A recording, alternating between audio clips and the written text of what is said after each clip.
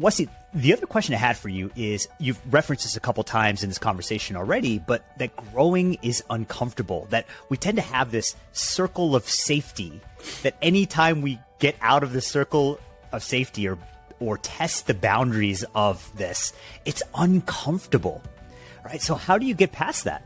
Yeah, so and that's a great question, right? So I think, our whole lives, we're kind of taught, or we tell ourselves that life isn't supposed to be uncomfortable, which is a lie, right? And so the way it works, the way that I go about it is that, we have this primal brain. All of us have this primal brain inside of us. And there's a motivational triad, which is, tries to avoid discomfort, tries to seek pleasure and avoid pain at all times, right? So it's conserving energy, avoiding pain, and seeking pleasure.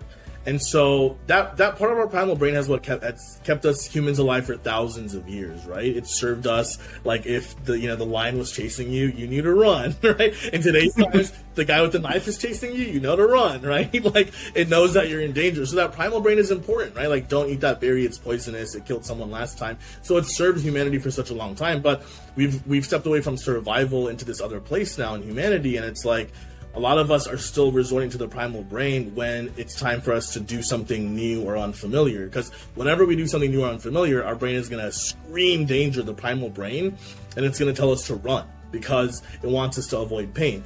Anything that's new and unfamiliar is going to feel painful for us, at least in that moment. And so the way that I choose to think of it is, we have our primal brain, then we have the higher part of our brain, the executive functioning brain, right? And that's the one that helps us make all the decisions for the future. That's how we can plan our next week or plan our goals, right? And so as a human species, we're the only ones who have that. And so it's so amazing that we have this ability. And so when we can choose to rely on that more than the primal brain, that's when we can actually accept that there's going to be discomfort. We can expect it ahead of time. And so for me, discomfort has been the currency to my dreams.